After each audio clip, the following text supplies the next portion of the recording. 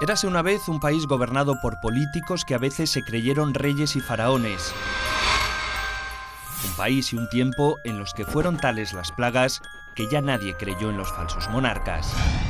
Hasta que un día, con todas las esperanzas del pueblo hechas cenizas, surgieron nuevos tótems que sirvieron para empezar de cero y seguir relatando el cuento.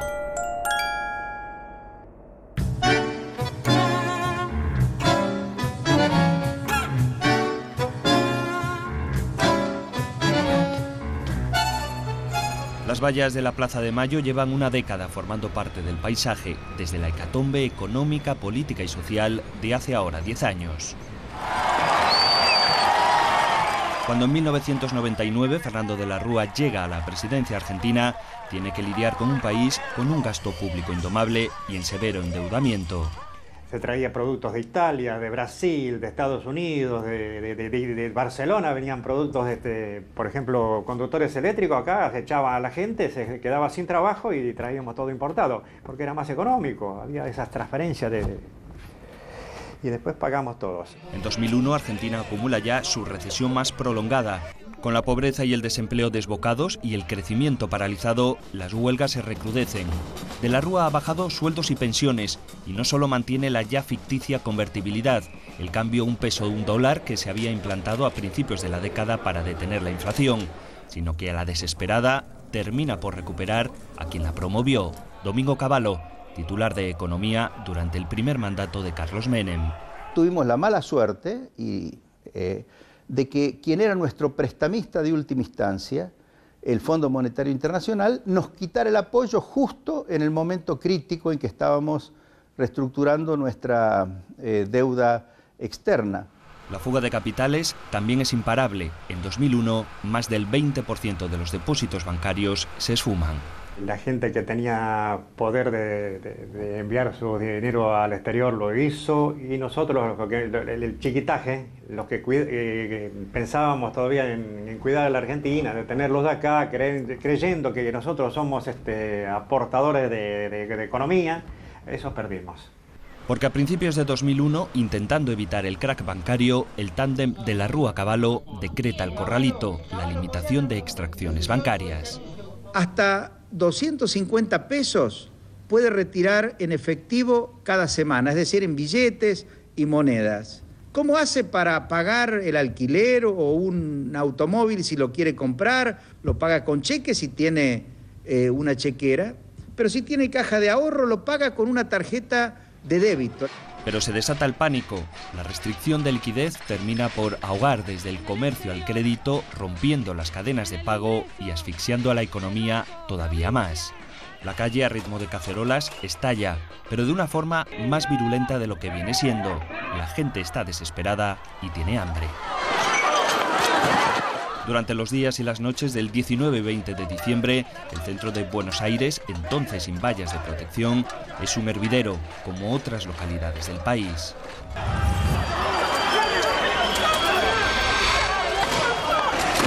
El gobierno instaura el estado de sitio y las fuerzas de seguridad intervienen para reprimir las protestas.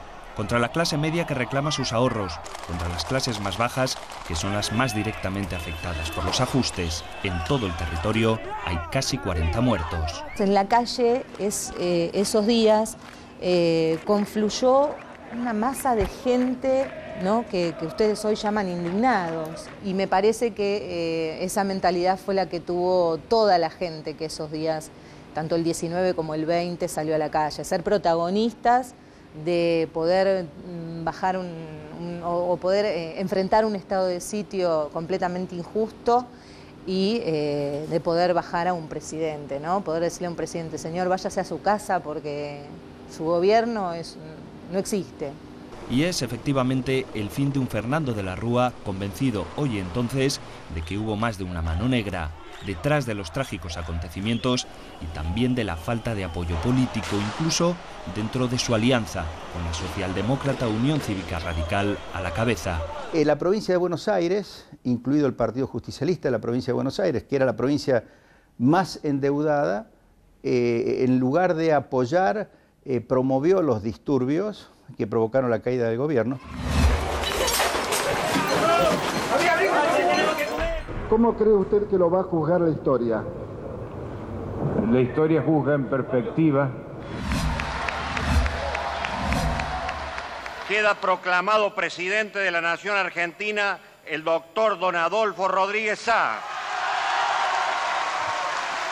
Se suceden los presidentes provisionales. Para Navidad asume el gobernador peronista de la provincia de San Luis, Adolfo Rodríguez Sá. Aunque solo por una semana, porque también le faltan apoyos. Eso sí, se le recuerda por esto. En primer lugar, anuncio que el Estado argentino suspenderá el pago de la deuda externa. La suspensión del pago de la deuda pública en manos de acreedores privados supone congelar el desembolso de más de 100.000 millones de dólares. Es la más grave declarada por un Estado a nivel mundial. El default era inevitable.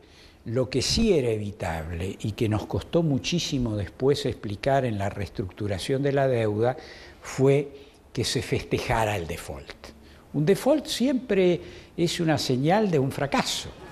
Argentina, en crisis terminal, con los peores indicadores sociales, ve pasar a Rodríguez Sá y a otro más, hasta que a comienzos del 2002, el senador peronista y líder del Partido Justicialista, Eduardo Duhalde, que había perdido las elecciones frente a De la Rúa, recibe finalmente la banda presidencial.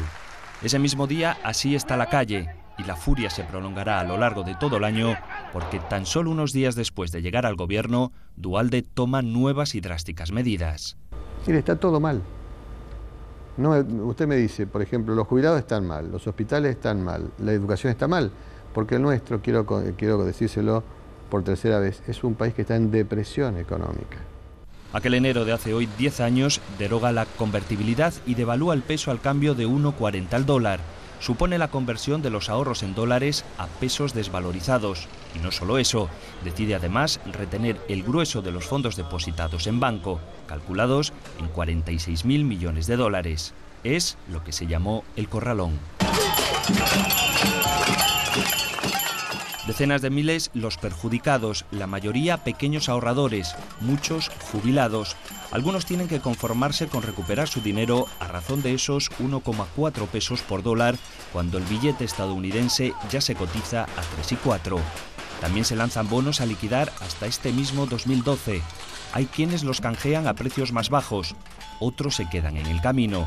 Empezamos a descubrir todas, perdón el término, inmundicias que uno puede imaginar y no imaginar. Abogados malintencionados, sucios, que se vendían a los bancos. A día de hoy habría unos 4.000 ahorristas que no han recuperado absolutamente nada. Son los que de vez en cuando muestran sus cacerolas destrozadas. Osvaldo Rullero es aparentemente un hombre tranquilo, pero un día llegó a encadenarse a la puerta de un banco. Era autónomo, comerciante de vino, y vio desaparecer los ahorros de su vida. Para colmo estaban a nombre de su madre, lo que ha complicado su situación, porque ella ha fallecido. Es el problema de muchos herederos. Uno no fue a una mesa de dinero o a un casino o algo y lo jugó y lo perdió. Uno llevó la plata a un banco y se la robaron. No la perdimos, nos la robaron, nos despojaron de nuestros bienes. Parte de la energía que Alberto Arán dedica a seguir luchando ha conseguido transformarla en arte. Aquí, en su pequeño taller de miniaturas, hace balance de lo que a él le ocurrió. Después de haber trabajado más de 35 años en una empresa de primera magnitud, de origen italiano, nos indemnizaron porque en la década del 90 venía muy mal, no había trabajo. Me quedé sin trabajo, sin jubilación, sin obra social, sin nada, en el llano, de noche y sin fósforo, como dicen los gauchos. Cuenta cómo todas sus preocupaciones estaban entonces con su esposa, hospitalizada con cáncer, para lo que precisamente necesitaba dinero. Algo nos dice que nunca se tuvo en cuenta en ningún juicio. En medio de la desesperación de aquella época, la vería morir. Sufrimos detenciones, golpizas, ataques con perros, gases, no había todo a favor del entorno de bancos. Siempre salieron ganando. En abril del 2002, Roberto Labaña se hace cargo del Ministerio de Economía con el objetivo de hacer justo lo contrario de lo que el Fondo Monetario Internacional le venía recomendando a Argentina. Nosotros sostuvimos que en un país donde no hay consumo no hay crecimiento. En consecuencia, pusimos mucho énfasis en decir el motor del crecimiento es el consumo, y si hay consumo, las exportaciones, la inversión y las exportaciones van a seguir. Labaña entró a manejar la economía una vez que se había producido una tremenda devaluación, una vez que se habían licuado todos los pasivos de las empresas y de los bancos a costa de los ahorristas. Y obviamente a partir de ese momento él no necesitaba mucho apoyo político, pero aun cuando no lo necesitaba, lo tuvo para tratar de reestabilizar un poco la economía. Y así es como el país, sin financiación externa, recupera las riendas de su política económica y termina aquel mismo 2002 ya con 9.000 millones en caja. El corralito se da oficialmente por finalizado. Eduardo Duhalde, un hombre poderoso pero siempre bajo la atenta mirada de los gobernadores alineados, se va antes de lo previsto, pero apadrinando a Néstor Kirchner, el dirigente de la lejana provincia de Santa Cruz, para que le suceda en la Casa Rosada en 2003. Elegido por descarte, acaba haciéndole sombra a todos, con un discurso renovado en el fondo y en la forma, empeñado en devolverle orgullo al país y credibilidad a la política, y en profundizar en el nuevo modelo económico, el desendeudamiento a través de un ambicioso proceso de reestructuración de la deuda y con la idea de acumular reservas para cubrirla. Hoy los acreedores de más del 90% de aquella que se dejó de pagar en el 2001 han sido satisfechos. Visto hoy, yo lamento, es que no hayamos tenido más continuidad, no de personas, sino de políticas. Desde el 2007 en adelante, el péndulo se fue moviendo a uno de esos dos extremos, ese extremo más populista, con intervención en las empresas privadas, con subsidios, estos subsidios que hoy el gobierno empieza a reducir, que eran de 3.500 millones de pesos en el 2005 y hoy son de 75.000 millones, se multiplicaron 21 veces. Eso hizo, por supuesto, que se perdiera el superávit fiscal. El modelo impulsado por Néstor Kirchner y abrazado actualmente por la mayoría de la población, gracias al liderazgo de su viuda, la presidenta Cristina Fernández, ha logrado situar, por ejemplo, la tasa de desempleo por debajo del 7%, cuando en 2003 era de más del 25%. Los índices de pobreza siguen siendo una asignatura pendiente, pero hace 10 años alcanzaban a la mitad de la población y hoy se han reducido considerablemente, y el país, con sus materias primas a muy buen precio, ha logrado encadenar 9 años consecutivos de crecimiento económico. Pero ese crecimiento se debió a factores totalmente exógenos, externos, y lamentablemente se dio con una reintroducción de la inflación en la economía. Y no solo una reintroducción de la inflación, el gobierno empezó a intervenir discrecionalmente, controlando algunos precios, congelando tarifas, distribuyendo subsidios, estatizando empresas. Que el jefe de la economía argentina se sienta acá y por decisión del pueblo. Lo importante es, por ejemplo, no perder lo que sí continuó, que es la idea de que el consumo es el motor. Ahora, mantener esto en el mismo momento que usted sube impuestos, sube tarifas, dice que los salarios no se pueden ajustar más que 15 o 18% con una inflación que es de 25%, es un problema. Pensé en venir con un pañuelo porque vieron que no está muy estético, pero dije, si me pongo un pañuelo, mañana Clarín dice, esta no se operó. Hace tan solo unos días, Cristina Fernández de Kirchner reaparecía tras su operación de tiroides, dispuesta, por ejemplo, a seguir reclamándole al Reino Unido la soberanía de las Islas Malvinas y también a continuar con su proyecto de país. Que Dios, la patria y Él me lo demanden. Ella, la presidenta, tiene por el momento todo a su favor, incluida la mayoría en el Congreso, y puede permitirse que sea su hija Florencia la que le ponga la banda presidencial, o que su hijo Máximo lidere los cuadros jóvenes que tanto la siguen y que ya ocupan importantes puestos dentro de su administración. Queriéndolo o no, el denominado cristinismo, continuador del kirchnerismo y probable superador del propio peronismo, que como ha quedado demostrado es incontestable tanto dentro como fuera del poder, podría estar sentando las bases de una nueva dinastía.